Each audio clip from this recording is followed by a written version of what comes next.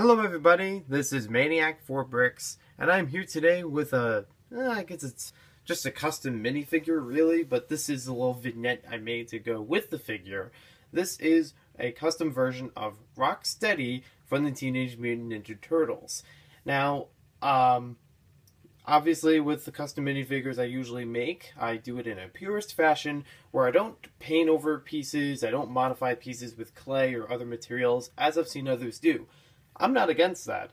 I'm just want to try to experiment with it just on the official LEGO pieces themselves. And I think this actually did a pretty good job.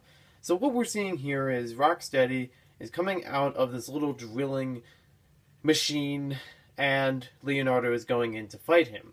Now that's actually reminiscent, and this is how I got the idea in the first place. It is reminiscent of the classic NES game Teenage Mutant Ninja Turtles 2, the arcade game. That's the actual NES cartridge in the background of this video. I loved playing this thing as a kid. I had a fun time with the game, and even more recently, when I went to a video game con in September of 2015, I got to play this as an arcade cabinet with another person. We beat the entire game. It was such a good time. I love this game. It's one of my favorites from the NES era.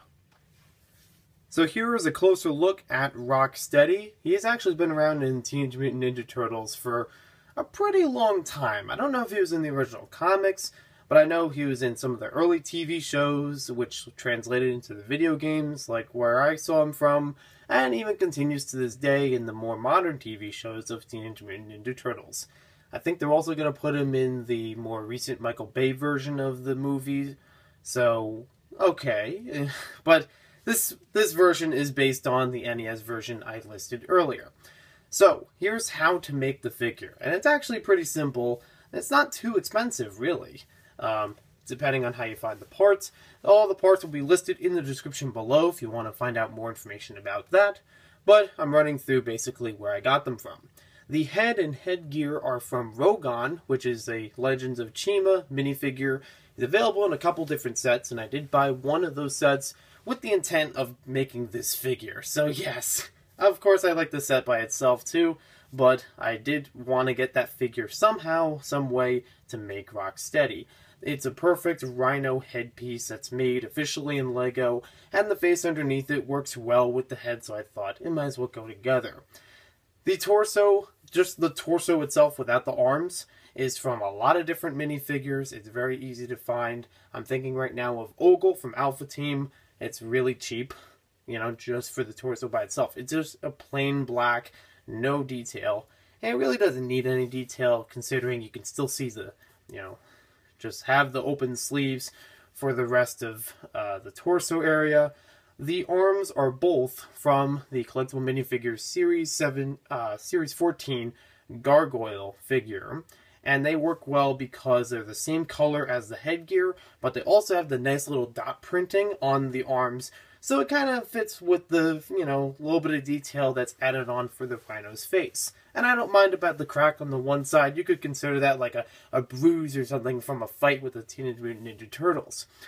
The pants are an interesting story because the hips, just that middle section where the belt is printed, is from the Spaceman from Series 1.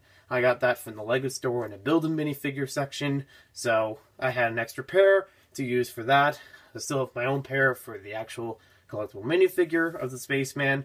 And then the rest of it are just, you know, a little bit of customization just by, you know, taking the legs off, putting them onto the hips from a regular white pair of pants. Again, easy to find from a lot of different minifigs.